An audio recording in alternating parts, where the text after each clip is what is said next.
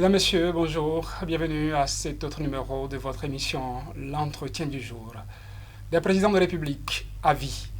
C'est une réalité sous les tropiques où, dans plusieurs pays, un même homme dirige et n'a de fin de mandat que la mort.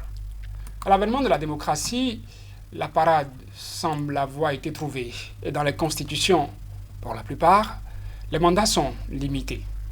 On pensait avoir ainsi trouvé une solution pour qu'il y ait alternance à la tête de nos États.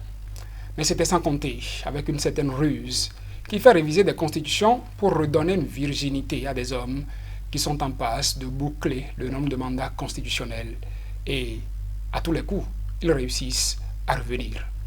À quoi bon continuer à se prévaloir de cette disposition de limite de mandat dans nos constitutions lorsqu'on sait qu'elle peut être réinitialisée à force de révision constitutionnelle induisant de nouvelles républiques. Nous en parlons sur ce numéro de l'entretien du jour avec Laurent Delors-Faton. Bonjour Monsieur Faton. Bonjour Monsieur Satin Diossou.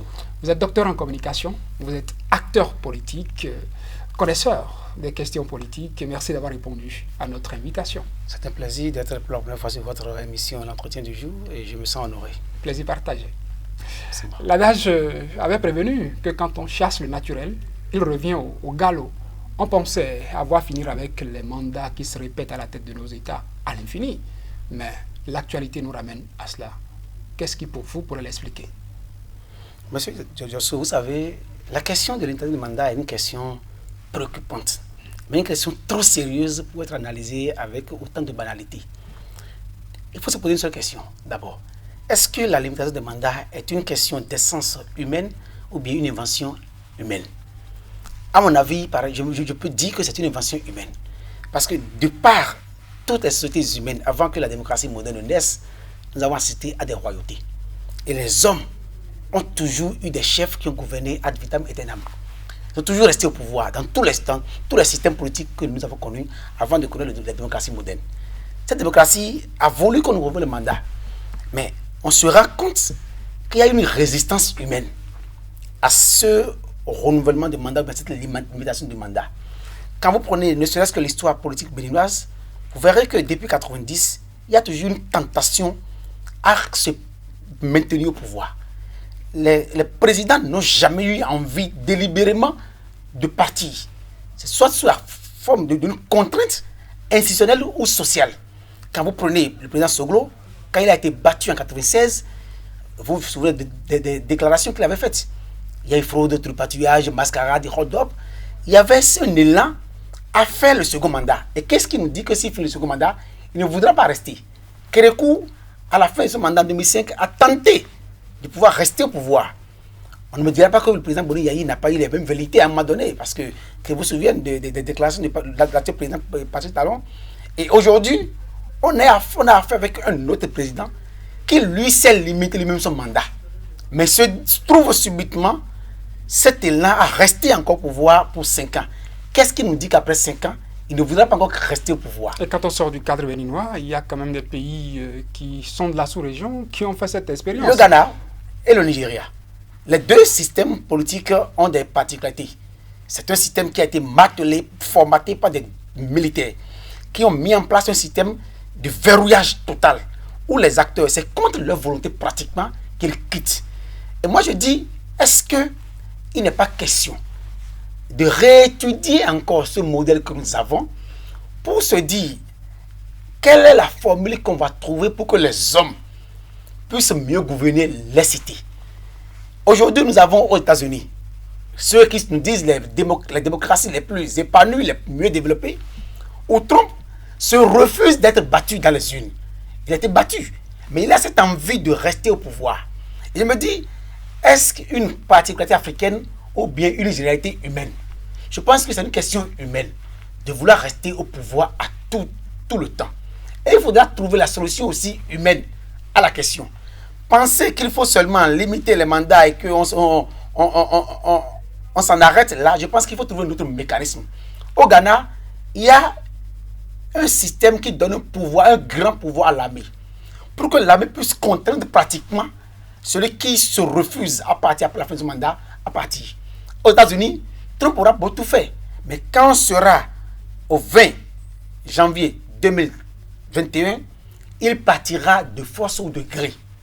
Et quand vous arrivez dans les pays où vous sentez cette marque, cette volonté à s'éterniser, c'est parce que l'armée ne joue pas ou bien n'a pas les prérogatives constitutionnelles pour contraindre le chef à partir. Vous parlez du Togo, du Togo, de la Côte d'Ivoire, du Bénin et du Bénin. Parce que quand vous prenez la constitution béninoise, pour ne pas citer aussi la Guinée, en passant par quand pour la constitution ne donne aucun pouvoir à l'armée de déloger le président qui aura refusé de partir à la fin de ses mandats. Vous parlez d'armée, mais ce ne sont pas les hommes en uniforme qui vont réviser la Constitution. Ils sont là pour respecter cette Constitution. Aux États-Unis, on a écouté un chef suprême, quelqu'un quand même qui est à un certain niveau dans l'armée, dire qu'il prête ses membres pour respecter la Constitution. Et non, un homme, quand on sait que sous les tropiques... Qu'est-ce qui s'est passé en Côte d'Ivoire? Quand Ouattara a voulu réviser la Constitution pour se donner un autre mandat, la population a voulu riposter. Qu'est-ce qui empêche la population de riposter? De dire, c'est le contrat social, c'est l'armée. L'armée devrait avoir cette prérogative de dire non. Quand l'ordre constitutionnel est établi et que le chef ne veut pas respecter, l'armée doit avoir cette capacité d'autonomie et de barrière à toute velléité. Parce que les humains, qu'ils soient américains, européens, béninois ou autres, ils veulent toujours rester au pouvoir ad vitam aeternam. C'est une constante humaine. Vous parlez de l'armée, des hommes en uniforme. Vous savez que dans d'autres pays, quand arrive un putsch et ils se retrouvent là, eux aussi, ils n'ont pas forcément envie de partir. Au Bénin, on a déjà réglé. Il y a un problème que nous avons déjà réglé. On a réglé le problème de retour de l'armée dans les casernes. L'armée béninoise sait que le coup d'État n'est plus de ses prérogatives ou bien n'est plus accepté dans la conscience populaire du Bénin. C'est déjà réglé. Mais le plan qui n'a pas été réglé, c'est le plan d'amener l'armée à savoir s'interposer pour que l'ordre constitutionnel se maintienne. C'est pas si vous voyez la différence dans les deux. Quand un chef de l'État sort les velléités de violer la Constitution ou bien de s'éterniser au pouvoir, il faut que l'armée ait les prérogatives constitutionnelles aussi de lui dire non, on arrête. Que l'armée ne se mette pas au solde de cette volonté de renouvellement du mandat. Parce que la population n'a aucune force en dehors des marches, des protestations, d'arrêter cette envie, cette ambition démesurée d'un homme s'éterniser au pouvoir. Autant pour les hommes politiques. Les hommes politiques, ils auront beau tout faire, ils ne peuvent pas le faire. Parce que quand ils veulent s'opposer, le chef de l'État, qui a la plupart du temps dans ces pays un monopole, ou bien on dit chef suprême des armées, on dit des armées, il commande l'armée, il commande la garde républicaine et consorts. Ceux-là qui sont là pour garder la République et non garder le président, parce que c'est la garde républicaine, on ne pas la garde présidentielle. La garde républicaine, ils sont là pour sauvegarder l'ordre républicain. Il faudra qu'on trouve un moyen pour les amener à tout moment à sauvegarder l'ordre républicain. Pour qu'en dehors de leurs ambitions qu'ils avaient hier, qu'on a déjà bannies, de vouloir prendre le pouvoir, il n'est pas question qu'ils prennent le pouvoir. Il est seulement question qu'ils amènent les hommes d'État à respecter la Constitution, comme ce que nous allons voir tout à l'heure aux États-Unis. Quand Trump ne voudra pas reconnaître les résultats, il n'a aucun moyen. On va investir le nouveau président et lui, on va le dégager. Il faut qu'on trouve ce mécanisme. Parce qu'en dehors de ce mécanisme, qui est un mécanisme de puissance publique, il n'y a pas une recette magique. Parce qu'au Bénin, on ne pouvait jamais penser que ce à quoi on assiste aujourd'hui, on pouvait y assister. Hier, on a pensé que le Bénin a vaincu la fatalité. Mais aujourd'hui, nous sommes dans la fatalité. Pour ces présidents qui reviennent sous une autre république dire que c'est un nouveau mandat qu'ils veulent commencer, ils estiment que si le peuple n'est pas d'accord, le peuple va aux urnes pour départager, pour dire non. Pourquoi pensez-vous que ce soit forcément l'armée qui pourrait résoudre le problème, alors que si le peuple fâché avec le bulletin de vote, il peut régler ce problème-là et dire non à sa manière, à ce président ou à ce président. Un homme peut avoir la majorité du peuple, mais briser un contrat. Je suis populaire. J'ai fait beaucoup d'œuvres et le peuple même. Si je vais dans les urnes, je peux battre, je peux modifier une élection et je vais modifier, je vais gagner les élections.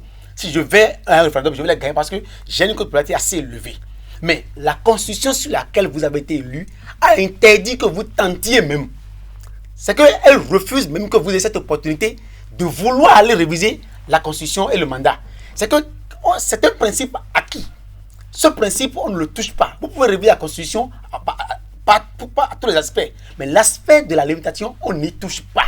Et quand c'est un principe acquis, il n'y a que l'armée qui puisse garantir ce principe, qui puisse la sauvegarder à tout moment. C'est pour ça que je dis, vouloir aller faire un référendum, on peut le faire. Mais sur des questions de limitation de mandat, on ne le fait pas.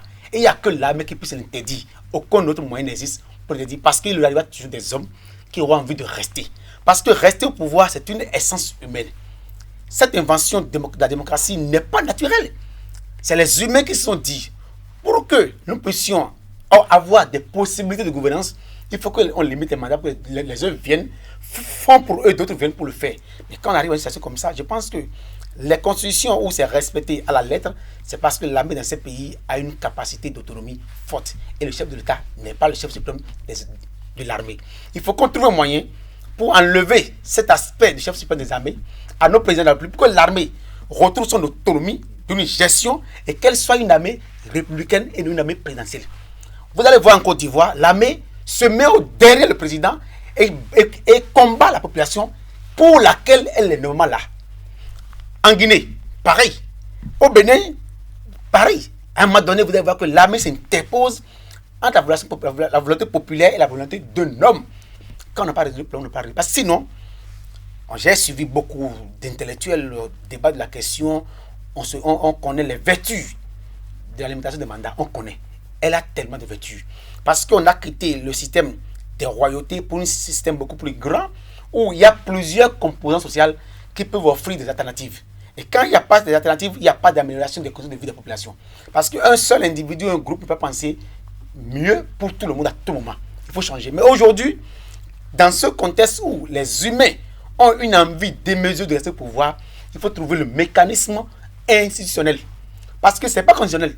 Dans la Constitution, il faut des institutions. Aujourd'hui, on a la Cour constitutionnelle, on a tout, mais on voit que les acteurs politiques comme le président contournent tout ce système. Il faut alors en face d'eux quelque chose qui puisse le faire barrière. Et c'est que l'armée. Merci à vous. Laurent Delors-Faton, je rappelle, vous êtes docteur en communication, vous êtes acteur politique. Avec vous, on évoquait la question des mandats, troisième mandat, qui reviennent sous forme de premier mandat parce qu'on a retouché entre-temps la Constitution et on est dans une nouvelle République. Merci d'avoir répondu à notre invitation. C'est moi. Mesdames, Messieurs, c'est déjà tout pour ce numéro de l'entretien du jour. Merci pour votre attention. Le programme se poursuit sur Sika TV.